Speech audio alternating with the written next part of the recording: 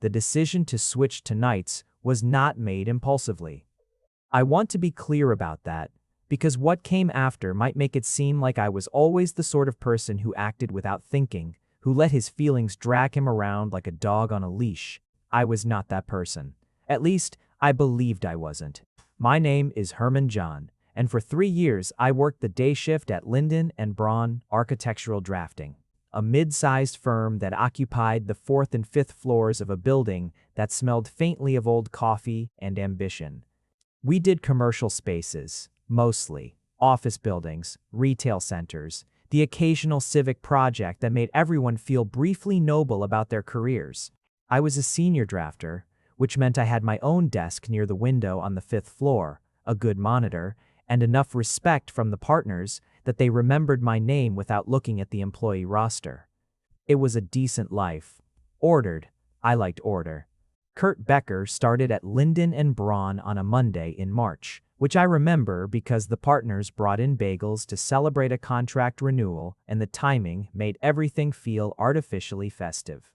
Kurt came in with his portfolio under one arm and a coffee in his hand, and the office manager, Delia, introduced him to everyone in that cheerful, efficient way she had, moving from desk to desk like she was conducting a tour. When she got to me, Kurt extended his hand and said his name, and I shook it, and I said mine, and that was that. Or, it should have been, he was tall. Not unusually so, but the kind of tall that you noticed in a room where most people were seated. He had dark blonde hair that curled slightly at the ends where it grew past his ears, and a jaw that looked like someone had drawn it with a ruler. And eyes that were a very specific shade of gray-green that I would spend the next several months trying not to think about. He wore the kind of clothes that managed to look both casual and deliberate. Dark trousers, a pale linen shirt with the sleeves rolled to the elbows. Not trying too hard, not trying too little. The exact middle of effort that made me distantly furious in a way I couldn't immediately explain. None of this mattered. People were tall. People had jawlines. This was not news. Over the following weeks, I learned that Kurt had come from a firm in the Northeast that had done mostly residential work, and that he had a gift for spatial reasoning that made the partners quietly delighted. He could look at a floor plan and see the finished space the way some people claim to see the sculpture already living inside a block of marble. Marcus, one of the junior drafters, said Kurt had a superpower, and Kurt laughed and said it was just practice in the way he said it, without false modesty, but also without arrogance. Like it genuinely was just practice, and wasn't that enough? Made me look at my own screen and study the lines I'd been drawing with fresh, slightly uncomfortable attention. He also ate lunch at his desk, I noticed. He brought food from home in neat containers, and he read while he ate. Actual books, paperbacks with cracked spines, which he set in a little stand on the corner of his desk. He recommended books to people who asked. He didn't recommend them to people who didn't. He was considerate. Observant.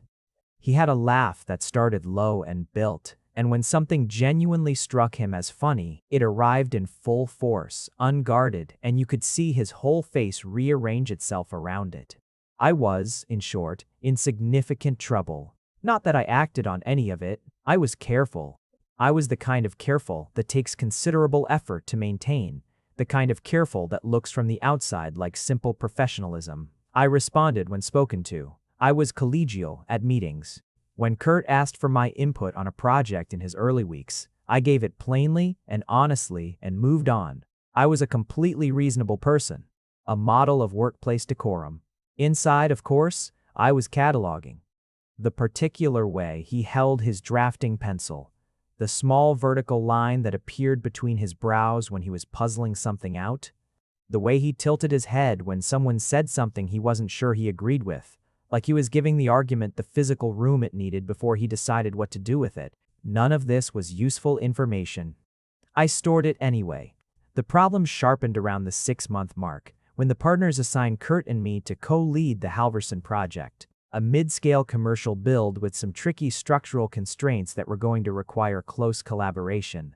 Suddenly, I wasn't just near Kurt. I was working with him daily for hours at a time, sitting beside him at tables. looking at the same set of drawings from the same angle, handing him things and having him hand things back. His handwriting was awful, incidentally, completely illegible on the first pass. But his mind was sharp and organized, and he explained his thinking with a clarity that made following his reasoning almost pleasurable, even when I disagreed with the direction. Especially when I disagreed. Our disagreements were crisp and unsentimental, and we almost always arrived somewhere better than where either of us had started. Marcus walked by our workspace one afternoon and said without stopping that we were like a two-person brain trust, and I did not look up from my drawings because looking up would have meant looking at Kurt. And Kurt was looking at me with that particular expression I'd categorized as pleased but not surprised, and I did not want to be responsible for whatever my face did in response to that. The project wrapped in late autumn. The partners were pleased. Kurt and I had a standing lunch to celebrate the submission, just the two of us at a place down the block that did decent sandwiches. And we sat across from each other and talked about the project and then about other things. Architecture, design philosophy books he was reading, a trip he was planning to see some buildings he'd always wanted to study in person, and I sat across from him in that ordinary lunch place and understood. With the kind of clarity that feels less like a revelation than a diagnosis that I was deeply, irreversibly, almost comically in love with Kurt Becker. This was a problem for several reasons. The most pressing was workplace proximity. The second was that I had no reliable intelligence on whether Kurt's preferences included men at all, and I had a low tolerance for humiliation. The third, and this is the one I circled back to most often in the quiet parts of the night, was that Kurt was becoming something I hadn't expected and hadn't prepared for. He was becoming a friend. A real one with weight to it, the kind of friendship that rearranges the furniture of your days and makes you realize how sparse the room was before. I didn't want to lose that. I thought about what it would mean to say something, to make the silent loud, and the risk pressed on me like a hand between my shoulder blades. So I kept quiet. I stayed careful. I told myself this was sensible. Then the Halverson project ended and the close collaboration with it, and I told myself I'd recalibrate. Give the feeling less oxygen. Let it diminish to something manageable. It did not diminish. By February, 6 months after Halverson, I had developed what I can only describe as a comprehensive awareness of Kurt at all times. His schedule, his habits, which days he came in early, which days he stayed late, when he was in the building and when he wasn't. This was not something I planned or intended. It simply accumulated, the way certain knowledge does, not sought, just gathered by constant proximity. And that awareness began to feel like its own kind of suffering. Being near him was good and terrible at the same time, like pressing on a bruise. The coffee in the break room, the meetings where we sat at the same table, the times he stopped by my desk to ask something or to show me something he'd found interesting, leaning over my shoulder to point at his screen, all of it. All of it was a low and specific kind of pain that I had no architecture for. Something had to change. I was losing the careful control I'd always relied on. The night shift opening came up in March. One of the senior drafters on nights, a quiet, organized woman named Petra, had put in for a transfer to another office. The role needed filling. The night shift at Linden and Braun ran from 10 at night to 6 in the morning. Not common for a drafting firm. But we had international clients in different time zones and a culture of round-the-clock availability that had built up over the years. The pay differential was meaningful. The hours were antisocial. The partners were always slightly desperate to fill the position. I went to Marcus Chen, not Kurt's Marcus, a different one, the one who handled scheduling, and I asked about the transfer. He looked at me with mild surprise, because I had a good desk near the window on the 5th floor and a comfortable routine and no obvious reason to upend it. I told him I'd been thinking about the time zone advantages, about the uninterrupted hours for detailed work. Both of these things were true as far as they went. What I didn't say was, I need to stop seeing Kurt Becker every single day. I need geographic and temporal distance. I need to get some air. The transfer came through in 2 weeks, My last day shift was a Thursday. I brought coffee for the whole floor, which was the custom when someone left or transitioned, and people made the appropriate noises about missing me and about how strange nights must be. And Kurt found me at the coffee station and stood beside me and said with a seriousness that was somehow worse than if he'd been joking that it wouldn't be the same without me on days. "You can still reach me," I told him, because this was true and because I had to say something. "It's not the same," he said again, and the way he said it landed somewhere I couldn't immediately account for, so I finished my coffee and said good things about the night shift differential and moved on. That night, my first real night shift. I sat at my temporary desk on the 4th floor, which they gave to night staff since the 5th floor was officially day territory. And I listened to the building settle around me in the dark, and I felt with more relief than I expected that I could breathe. Night work has a texture that is entirely its own. I didn't fully understand this until I lived inside it. During the day, an office is a social organism. It breathes people in and out, hums with small interactions, the constant low-grade noise of other humans occupying the same space. Even when you are alone at your desk with headphones on, you feel the presence of others in your peripheral vision, in the small disruptions they create as they pass. Daytime is a crowd you exist inside of, whether you want to be or not. At night, the building was simply itself. The lights on the 4th floor were dimmer, set to a more economical register, and outside the tall windows, the city rearranged its energies from the purposeful momentum of business hours to something slower and stranger. I could see more of the sky. I noticed this on my first shift, and continued to notice it every night after the way the darkness outside made the glass reflective, so I could see myself in the window as I worked. A ghost of myself overlaid on the city lights below. I was not lonely. I want to be honest about this, because it might seem like I should have been, alone in a building with a skeleton crew of nightside administrative staff and the occasional building maintenance person who passed through at predictable intervals. But I had always had a high tolerance for solitude, even enjoyed it in measured doses. The night shift gave me hours of uninterrupted attention, which is a genuine luxury in drafting work. Complex problems unfolded more cleanly when I wasn't being divided by the small social negotiations of a full office. My output in those first weeks was, objectively, excellent. I exchanged emails with Kurt occasionally. He sent questions about projects I'd handed off, and sometimes he sent things that were not technically work. An article about a building he thought I'd find interesting, a photograph of some architectural detail he'd noticed somewhere. I answered these. I tried to keep my answers measured, informative, the temperature of a pleasant professional acquaintance rather than the temperature of what I actually felt, which was too high for any workplace-appropriate setting. This was working. Not in the sense of resolving anything, but in the sense of maintaining a functional distance. The fever was lower. I could work around it. Then, on a Wednesday in May, 6 weeks into my night shift, I arrived at the building at 9:40 in the evening to find Kurt Becker in the elevator. He was in the elevator at 9:40 at night, in his coat, holding his bag, pressing the button for the 5th floor. For a moment, neither of us spoke. I stepped in. The doors closed. "You're still here," I said, which was not the most articulate thing I'd ever said. "Late project. Presentation tomorrow." He looked at me with an expression I couldn't immediately read. "You look good, Herman. Night shift suits you."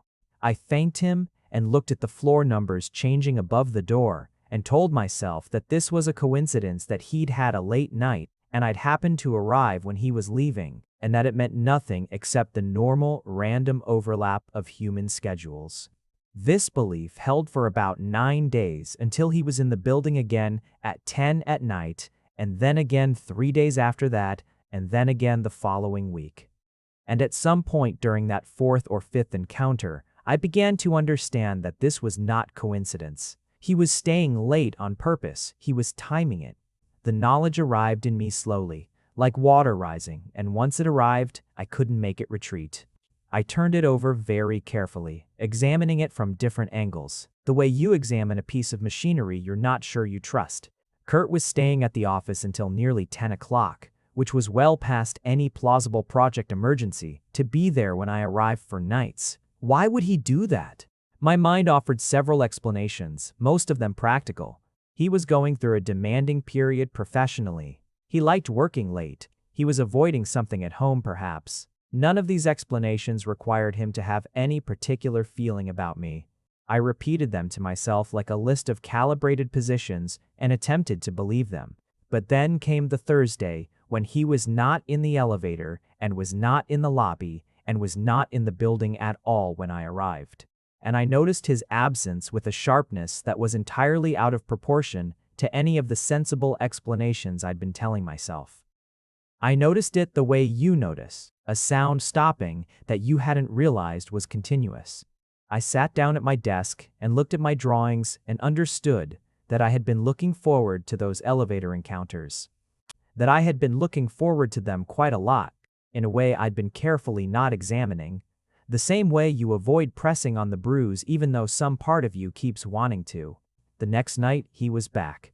We rode the elevator together again, and he asked about a project from before, and we talked about it in that clear, easy way that our conversations always had. And when the doors opened at 5 for him to switch floors, he paused with one hand on the doorframe and said he'd been thinking about something I'd said weeks ago about sightlines in commercial interiors, and he thought I'd been right that his initial instinct had been slightly off. I thought about it more after we stopped working together, he said. I kept coming back to it. There were about 40 different ways to receive that statement. I received it carefully and thanked him and stepped off the elevator, and I did not sleep well that morning when I got home. By June, Kurt was regularly at the office until 10, sometimes 10:30. Nobody seemed to find this alarming or remarkable. He was a senior drafter. The hours of ambitious staff in a busy firm are irregular by nature, and he was producing excellent work, which absorbed any managerial curiosity about his schedule. I knew this because Delia had mentioned in passing over an email about a scheduling matter that Kurt was on a real roll lately, that the partners were very pleased with his recent output, so he was working. He wasn't just lingering. He would have his coat on when I arrived, usually, already packed, ready to leave, as if he had been waiting for a particular moment to stop. We would ride the elevator together, or pass in the lobby, or occasionally spend a few minutes in the break room where the night shift kept a separate coffee setup. I could tell myself this was just overlap. I could tell, very clearly, that I was choosing to tell myself this. The break room conversations began to expand. Not dramatically, not suddenly an hour long, but they extended past the functional. He asked how nights were going, and I told him honestly that I liked the quiet, and he said he could see that I'd always been someone who did his best work when the room wasn't full of noise. The observation was precise enough that I asked him when he'd decided that about me, and he tilted his head in that particular way and said, fairly early on. You were paying attention, I said, and I meant it neutrally, but something about the way it came out wasn't neutral. He looked at me steadily. Yes, he said, I was. Neither of us said anything after that for a moment. Then he mentioned a building he'd been reading about, and I let him, and we moved into safer architectural territory. And I drove home at 6:15 in the full bright morning, feeling like someone had opened a window in a room I'd been living in, with the air getting stale, and I did not know what to do with that. The following week, I found a book on my desk when I arrived for my shift. Paperback, with a cracked spine, the kind Kurt read at lunch. There was a sticky note on the cover in his unreadable handwriting that I had to decode like a puzzle. Herman made me think of you. Chapter 8 especially. It was a collection of essays by an architect whose work I admired but hadn't read closely, and Chapter 8 was about the relationship between solitude and design, about how certain kinds of spatial thinking require a kind of interior quiet that the modern workplace is particularly bad at providing. I sat with that book for a long time before I started my shift. I stayed an extra half hour at the end of my shift the next day, which put me in the building until 6:30, and I wrote a note of my own. My handwriting is objectively much better than his, and left it on his desk with a drawing I'd made, not a technical drawing, a small sketch of the view from the 5th floor windows as I imagined it in the morning light. I'd drawn it from memory and from the description he'd given me once of what it looked like when the sun came up over the eastern buildings. I left the sketch on his desk with a note that said, "I think you see this every morning. I only get it secondhand." He sent me an email at 3 in the afternoon that day while I was asleep, which I found when I woke at 7 in the evening to get ready for my shift. The email said, "The sketch is better than the real thing, which is saying something." I took the longest possible route to work that night, walking through the summer evening with my hands in my pockets and the warm air moving around me, and I tried to be honest with myself about what was happening. What was happening was this. Kurt Becker had started taking the night shift so that we would overlap.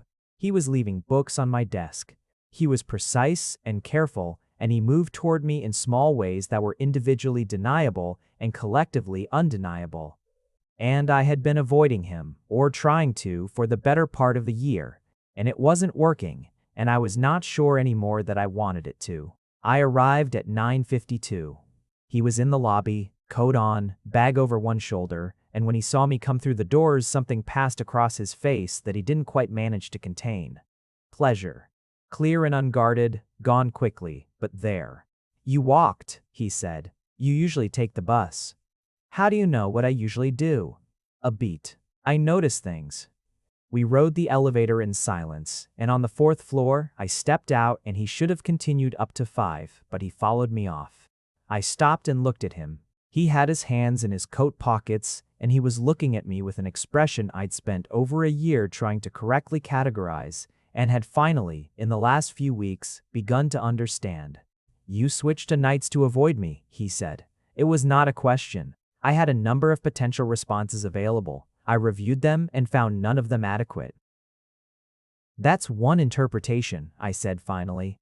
"It's the correct one, not unkindly. Precisely. The way he always was about things. You were avoiding me. You did it very professionally. I almost believed it was about the time zone differential." It was partially about the time zone differential. Herman. The way he said my name did something specific to my internal architecture. I leaned against the wall because it seemed prudent to have something solid behind me. "Yes," I said, "I was avoiding you." He nodded slowly, taking this in. "I started staying late," he said, "because I couldn't figure out why you left. I thought I'd done something."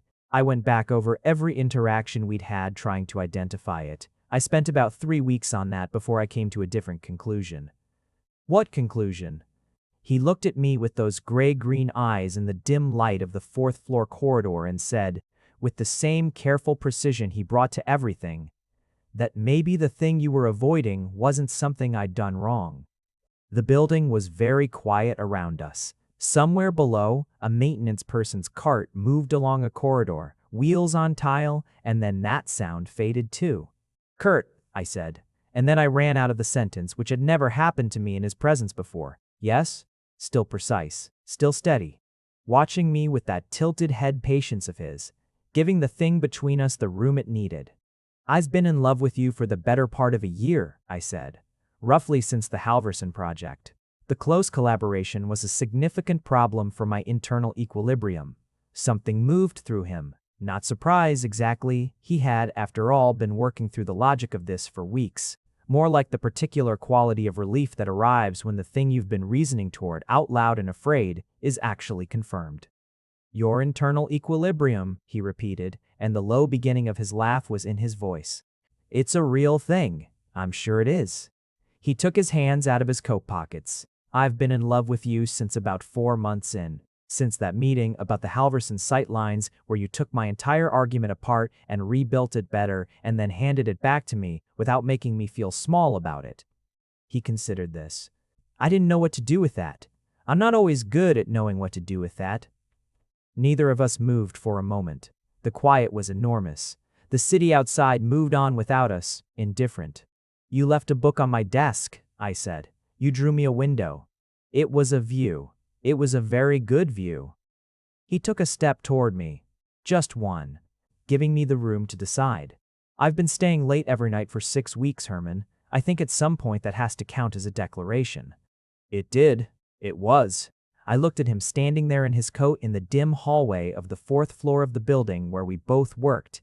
having traveled a very complicated year to arrive at this particular 20 seconds.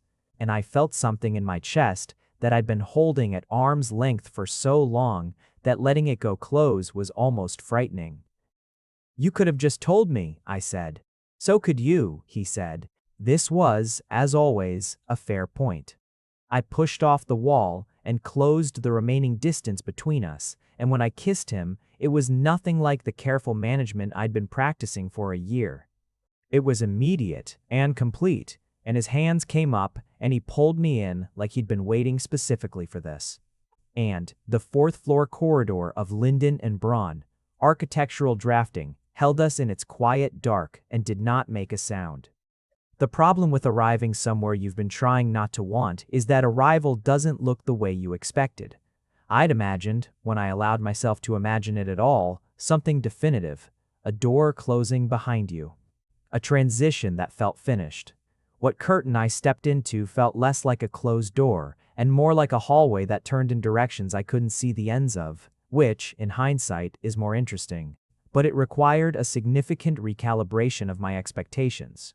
After that night in the corridor, after we stood there for longer than I can accurately account for, eventually sitting on the floor against the wall because neither of us wanted to stop talking and our feet got tired. And the maintenance person passed by twice and had the grace to look occupied with other concerns. After all of that, I went into my shift 3 hours late and produced what was probably the worst work of my professional career because my mind was not available to me for drafting purposes. Kurt texted me at 5 in the morning. I was at my desk, allegedly working. He wrote, "Can't sleep, good problem to have." I wrote back, "I can't focus." Also a good problem. His next message was, "When do you get off?" 6, I wrote. There was a pause. Then, "Can I meet you?" I looked at that message for a long time in the blue-gray early morning light of the fourth floor. Then I wrote, "Yes." He was outside the building at 6:04 when I came through the doors, which meant he'd been walking or had taken an early bus or had perhaps been awake most of the night and had just arrived when I was finishing. He was in different clothes than the previous night. Jeans, a darker jacket, which meant he'd gone home and come back, and the effort of that struck me somewhere quiet and fundamental. We got coffee from a place that was already open for the morning crowd, and we sat across from each other in a window seat while the city started its day around us and talked for 2 hours. About the previous night, some. About the year before it, more. About what we'd each been thinking during the Halverson project, during the lunches and the meetings and all the small interactions I'd been cataloging with such diligent misery. Kurt told me he'd almost said something, twice. The first time at our celebratory lunch after Halverson, when we'd been talking about something completely unrelated and he'd felt the conversation take on a quality that he couldn't ignore. And he'd started to form a sentence and then stopped because he wasn't sure and didn't want to lose what we had. "What stopped you the second time?" I asked. "You seemed to move away," he said. I thought I was reading it wrong. I thought I'd imagined the first moment, and then you were more distant, and I believed I'd been mistaken. "You weren't mistaken," I said. "No," he agreed. "But I didn't know that then. I thought about the months of careful management, the energy I'd spent constructing and maintaining a professional distance that had been, apparently, persuasive enough to mislead him, a kind of efficient misery. "I'm sorry," I said. "I was protecting something. I didn't want to lose what we had either." He looked at me over his coffee. "Did you lose it?" "No." AED, then it worked. A beat. Badly, but it worked. I laughed, which was not something I'd expected to do at 6:30 in the morning after a night shift and a year of sustained emotional withholding. But he could do that. Make laughter arrive unexpectedly, make it feel like the correct response to things that had been painful for too long. We started properly after that, not without complexity. Nothing that arrives through that much architecture is simple on the other side. But we started. We established patterns slowly, the way you establish anything real, incrementally, with attention, adjusting as we went. I kept the night shift for another month, partly because of the in-progress projects I was responsible for, and partly because I wasn't ready to give up the particular quality of those hours. The quiet and the window view of the city at night, the space for the kind of thinking I'd come to rely on. Kurt came in late less frequently now that there was no puzzle to solve, but he came in sometimes. On nights he had reason to work late, he would stay. And we would ride the elevator together, and sometimes sit in the break room until I needed to start my shift properly. These hours had a different quality now. Not the careful distance of before, not the suspended tension of the previous 6 weeks, just the comfortable weight of two people who know each other and have stopped pretending they don't. When I finally transitioned back to days, the partners were gently persistent about this, the night shift differential notwithstanding. There was a week of adjustment that felt surprisingly strange. The 5th floor in the daytime, with its full complement of people and its ordinary bustle, required a recalibration I hadn't expected. I'd spent nearly 5 months in the quiet of nights, and I'd formed new habits around solitude that took a few weeks to fold back. But there was Kurt at the desk, 2 rows from mine, working in his specific, focused way, and there was the knowledge, immediate, available, no longer requiring any careful management, that I could look up and he might look up at the same moment. And if he did, I didn't have to arrange my face or redirect my attention or perform any of the small acts of self-suppression I'd been practicing for so long. I looked up on my 3rd morning back. He was looking at me. He smiled. Not the public, slightly general smile he used in meetings, but the smaller, more specific one that I'd only recently been given reliable access to. I turned back to my drawing, but I was smiling too, and Delia walked by a few minutes later and made a small sound that might have been amusement and kept walking. I should tell you about the first time he came to my apartment, because it matters in the way that first entries into someone's private space always matter, and because nothing about it went the way I'd have expected. I'd planned, to the extent that I plan things that aren't work, to be organized about it. My apartment was already relatively ordered. I'm a tidy person by nature, which is either a virtue or a slight character flaw depending on your perspective, but I'd planned to have things ready, to have a meal prepared, or at least to know what I was going to offer him, to be, in short, prepared. What happened was that we were walking back from dinner, a real dinner, the first one we'd had that I was willing to call a date to myself without hedging qualifiers. And we passed my building, and without particularly deciding to, I said, "Do you want to come up?" And he said yes, and that was all. The apartment was fine. It was just my apartment. The shelves with the architecture books organized by period, the drafting table in the second room that I used for personal projects, the kitchen that was clean but not staged. I gave him a brief, slightly terse tour, the way I always do when someone comes for the first time, moving through the rooms efficiently and pointing out the relevant items. He walked slowly behind me, looking at everything with the same attention he gave to floor plans and structural drawings, taking actual stock. In the second room, he stopped at the drafting table. On it was a project I'd been working on privately, a small residential design I'd been developing for no particular client, just for the pleasure of it. A thing I occasionally did when I wanted to exercise a different muscle than the commercial work allowed. He looked at it for a long time without speaking. Then he said, "This is beautiful, Herman. It's just an exercise." Canoperate. "No, it isn't." He looked at me. "This is what you do when nobody's asking for anything." This observation lodged in my chest and has remained there. He was right. The private drafting was the work I did when I wasn't performing competence for anyone, when I was just thinking in lines and spaces for the pleasure of it, because the thinking itself was the point. "I should show you my notebooks," he said, which was not a segue I'd anticipated. "I keep notebooks, design thinking, rough ideas, things that don't belong in professional files. I've had them since school. I don't show them to many people." Why not? He considered this. "They're messier than my work. The thinking isn't finished. It's uncomfortable to show unfinished thinking." "You just saw my private drafts. You didn't offer to show them to me." "You looked anyway," I pointed out. "Yes, not apologetic. I did." A pause. "I'd like to show you the notebooks." It wasn't what most people would recognize as a romantic statement.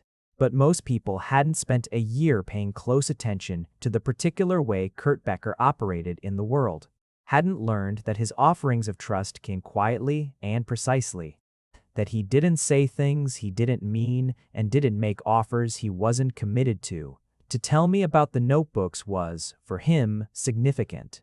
He was asking for something and offering something at the same time. "I'd like to see them," I said.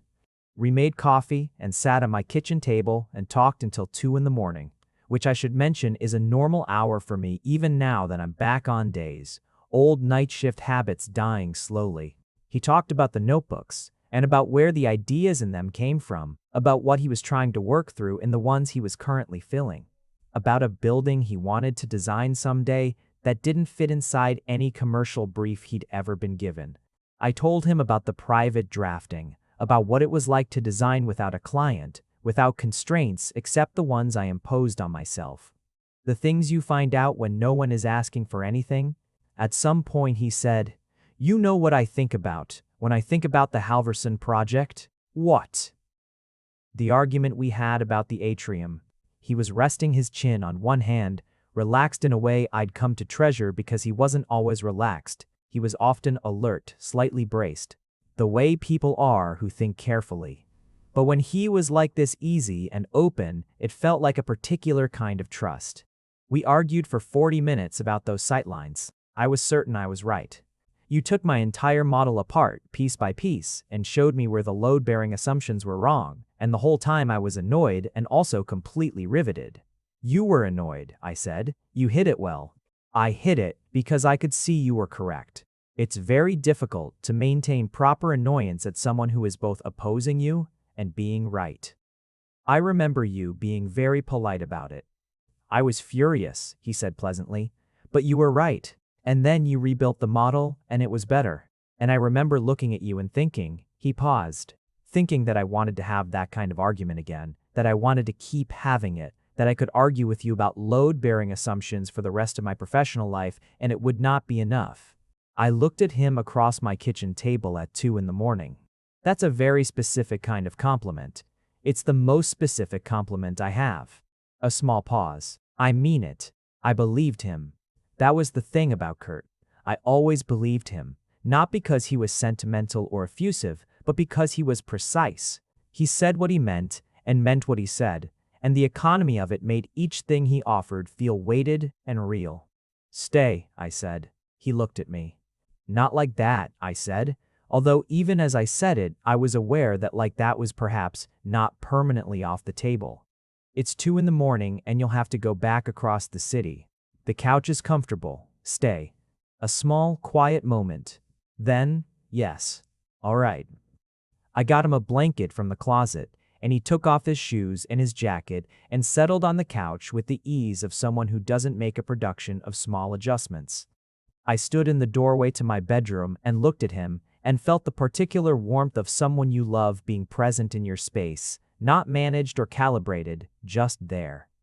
"Good night, Kurt," I said. "Good night, Herman." Looking up at me over the blanket. The small, specific smile. I turned off the light and went to bed and slept better than I had in a year. There is a version of this story where I tell you it was simple after that, where I say that the year of careful management fell away cleanly once we'd said the things, and that what came after was uncomplicated. I'm not going to tell you that version, partly because it wouldn't be true, and partly because the complications are the story too. And pretending otherwise would be a kind of dishonesty I've outgrown. The complications were not dramatic. There was no large event, no rupture. What there was, instead, was the ordinary difficulty of two people who have strong habits of self-containment learning to be less contained with each other. Kurt was private by instinct and deliberate by training, and sometimes these two things compounded in a way that made him go quiet in ways that I initially misread as distance. I would notice the quiet and begin performing my old archaeology, trying to identify what I might have done, going back over recent interactions looking for the source. It took me a few months to understand that his quiet was not about me, that it was a thing he needed, a space for internal processing that had nothing to do with his feeling for me. Once I understood this, I stopped excavating and started asking simply if he was all right, and the answer was always yes or sometimes not quite, and in either case he told me the truth, which was what I'd needed all along. My own complications ran in a different direction. I had spent so long managing my responses carefully that unchecking them felt, sometimes, frightening. Not the big things. I could tell him about the important matters without too much difficulty, because I'd trained myself to be direct. But the small things, the small, ordinary daily admissions that love requires, that I'd been thinking about him, that I missed him on the days we didn't see each other, that a particular song or building or moment had made me think of him specifically and in a way that was uncomplicated and glad. These small admissions required more from me than the large ones. I was more practiced at weight than at lightness. He noticed this, of course. He noticed everything. One afternoon, maybe 4 months in, we were at his apartment, larger than mine, with a specific kind of deliberate tidiness that was different from my own. More space left empty in a purposeful way. The breathing room he built into his environments, the way he built it into his designs. And I was looking at something across the room, a drawing he'd pinned to the wall. And I became aware that he was watching me with that patient, tilted head attention. "What?" I said. "I'm trying to figure out what you're thinking," he said. "I'm thinking about the drawing." Before the drawing. A pause. A pause. The late afternoon light was particular in his apartment, moving from yellow to something more amber as it came through the window. "I was thinking that I like being here," I said. It came out more simply than I expected. His expression shifted slightly.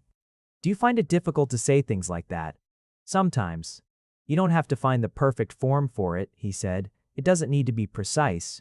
I'll understand it even if it's imprecise." I looked at him. "That might actually be harder." "I know, but not without sympathy." He understood this about me because he had his own version of it, the self-containment that required deliberate dismantling. "Try anyway." So I tried. Imprecisely. Messily sometimes, in ways that I would have previously revised and restructured before delivery. And he received all of it with the same steady attention he'd always given me. The generous patience that I'd once categorized as something a good colleague offered and had slowly come to understand was something rarer and more specific. He brought his notebooks to my apartment the week after that afternoon. Not one, 6 of them, a stack, years of accumulated thinking that he set on my drafting table and stepped back from with the casual stance of someone attempting to look more relaxed than they are. I didn't touch them immediately. I sat beside him and asked him what was in them, and he told me, and we looked through them together, slowly, and I saw what he meant about the unfinished quality of the thinking inside. Ideas half-developed, questions he hadn't answered yet, designs that had arrived as feelings before they arrived as forms. His handwriting even worse here than in his work notes, hurrying to keep up with a mind moving faster than the pen. "These are magnificent," I said, which is not usually how I talk, but it was accurate. He made a dismissive sound. "I mean it, Kurt. They're half-finished. That's what makes them magnificent." I turned a page. A building had started to form here.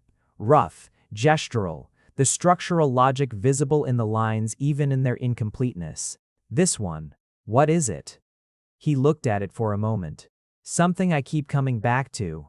A residence. Not for any particular client. Just a thing I want to exist." "Tell me about it." He did, for a long time. The architecture of what he was imagining, the decisions inside it, the problems he hadn't solved yet, and the solutions he was considering. I listened and occasionally asked questions and felt the room around us settle into the particular quality of 2 people occupied with something they both love. The collaborative silence that's different from ordinary quiet because it has a texture. A warmth. This, too, was love. The thing I hadn't had language for, or maybe had been afraid to name. Not just the feeling itself, not just the managed and mismanaged year of wanting, but this. 2 people in a room with their actual work between them, not performing, not curating, just present with each other inside the things that mattered to them. I had been so focused on what it would cost to want this that I hadn't properly prepared for what it would mean to have it. The cost was real. The having was better. Summer arrived again. A full year since I'd walked the long route to work on that August evening, hands in pockets, trying to talk myself into honesty. Anniversaries of private things are strange. They don't announce themselves. They simply arrive, and you find yourself aware of the distance between where you were and where you are. I was back on the day shift, fully recalibrated, and my desk near the window on the 5th floor had begun to feel like mine again in a different way than before. Not just the desk I'd occupied, but a desk I'd chosen to return to, which made a difference I hadn't expected. Kurt was 2 rows over and down, angled slightly toward the window in the way that let me see his profile without turning my head dramatically. The Halverson partners had come back with a new project, an expansion of the original build, which required several of the people who'd worked on the first phase. The project coordinator called it a reunion, cheerfully, and assigned Kurt and me to co-lead again. When she announced this at the planning meeting, someone made a joke about the dream team, and Kurt, seated across the table from me, kept his expression entirely professional, and his eyes found mine for exactly 1 second before we both looked back at the coordinator. 2 rows over and down, a year older and significantly more honest. The project brief open in front of me, a good, clean problem that was going to take real thinking to solve. We had lunch together, which we did most days now, the thing I'd once avoided and now arranged my schedule around without embarrassment. We went to the sandwich place down the block, which had become our default, and we sat in the same window seat we'd sat in on that first morning after, which we didn't discuss and didn't need to. And we talked about the new Halverson brief, and about a book he was partway through, and about an exhibition at the Design Museum that we'd both been meaning to see. Ordinary things. The weight of ordinariness, which is heavier than it sounds when you've spent a long time working toward it. On the walk back, he said, without preamble, I want to show you that building I've been designing. The residence. I've been working on it, it's gotten somewhere. I'd like to see it. I thought we could work on it together. A pause. Not casual.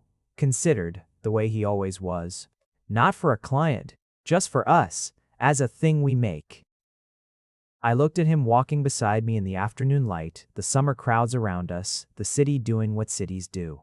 The way his hands moved slightly when he talked about design, the animation that entered him when his mind was engaged, the gray-green of his eyes in daylight, which was different from the gray-green of them in the 4th floor corridor at 11 at night, and different again from the gray-green of them at 2 in the morning at my kitchen table. Yes, I said, I'd like that. He nodded, as if this was what he'd expected.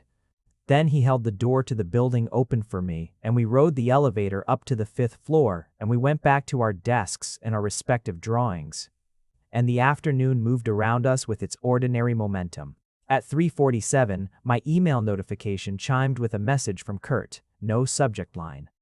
The body read, for the residence, east-facing main facade, I think. What do you think about sightlines? I looked at that message for a moment. Then, I looked across the room to where he was at his desk, apparently focused on his screen, the small vertical line between his brows that meant he was thinking hard about something. Not looking at me, waiting for my answer. I wrote back, you're going to be wrong about the sightlines initially. I'm looking forward to correcting you. A pause. Then his response arrived. I'm looking forward to being corrected. I put the phone down and turned back to my drawing. Outside the window, the city was doing what it always does, not caring, not noticing, going about its enormous, indifferent life. And inside the building, at my desk near the window on the 5th floor, I was someone who had stopped avoiding a thing and started building it instead. This seemed, all things considered, like a better use of my time. There's a particular principle in architectural design that I've always found compelling, which is that the relationship between a building and its site is not decorative but structural. The building doesn't just sit on the land. It enters into a relationship with it, and that relationship shapes what the building can be. A design that ignores its site is always, in some fundamental way, incomplete. The best buildings grow out of their context, the way trees grow out of soil, shaped by it, drawing from it, inseparable from it in any meaningful sense. Kurt and I worked on the private residence design on weekends, at his drafting table mostly, spreading the drawings across the surface and arguing pleasantly about every significant decision. He was right about the east-facing main facade. I was right about the sightlines. We found a structural approach to the atrium that neither of us had considered individually, which was the specific joy of working with someone whose mind moves differently than yours, the solution that lives in the gap between two ways of thinking. The building, as it emerged over those weekend sessions, was not like the commercial work we did during the week. It was quieter, more interested in how light moved through a space at different hours, how the experience of the interior changed with the time of day, how a room could be organized to make solitude feel chosen rather than imposed. It was the residence Kurt said that he'd been imagining since school, and as it took shape, I understood why. It had the quality of something thought about for a long time, allowed to settle and develop without the pressure of a brief or a client's expectations. "It's very you," I told him one afternoon, looking at the plan spread across the table. "It's very us," he said, which was more accurate. He'd incorporated, without discussing it explicitly, some of the thinking from my own private drafts.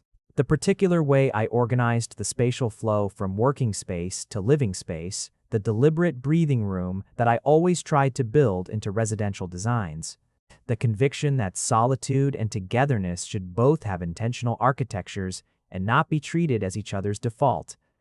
These things had entered the building quietly, woven in, the way influences work when you trust the person you're working with, and I'd taken things from his notebooks, the gestural openness of his thinking, the willingness to leave certain things deliberately unresolved, the way the best spaces he imagined had a quality of invitation to them, a sense that the building was making room for the people inside it rather than demanding that the people conform to the building. Delia, who missed very little about the office, told me once, over coffee in the break room, that Kurt and I complemented each other in a way that was almost unfair to the people around us. "How do you mean?" I asked. "You're both very good separately," she said. "Together you're somewhat unreasonable." I took this as the compliment she intended it to be. The private residence is still not finished.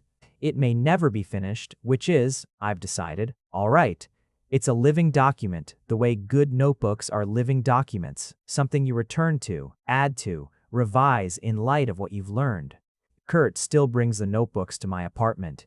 I still leave sketches on his desk, sometimes, when I arrive before him in the morning and find the surface of his workspace clear and waiting. He still reads at lunch. He still gets the vertical line between his brows when he's puzzling something out. He still holds his drafting pencil the same way. His handwriting has not improved, and I have come to love it with a specificity that continues to surprise me, the way all the particulars of a person accumulate over time until they become inseparable from the feeling itself. I still like the quiet. I've made my peace with the fact that I always will. Kurt, who has his own version of this, makes room for it the way you make room for a load-bearing element in a design. Not working around it, but working with it, letting it be part of the structure. There was a morning in late autumn, maybe 15 months after the night in the 4th floor corridor, when I arrived at the office early and had the 5th floor to myself for about 40 minutes. The light was doing something specific to the city outside the windows, low and amber, the way autumn light is, making everything look briefly consecrated. I sat at my desk and looked out at it and thought about the year that had led to this exact morning. The management and the avoidance and the night shift and the elevator and the corridor and the book, with the sticky note in handwriting I'd had to decipher like a puzzle. All of it, the whole elaborate route ending here.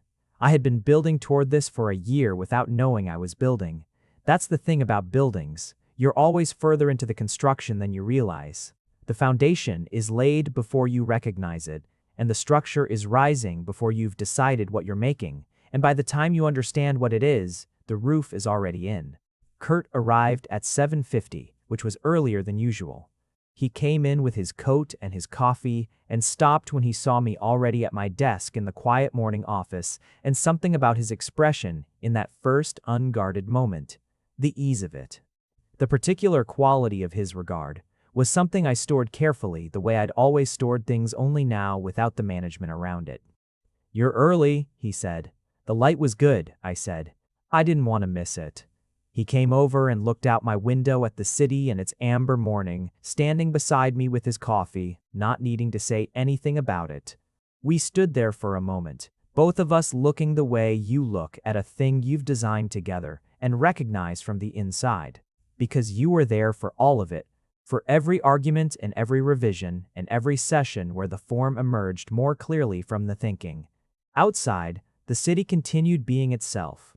And inside, in the fifth-floor office that smelled of old coffee and ambition, the light moved slowly across the windows the way light does, not caring about any particular morning, but making each one briefly unrepeatable.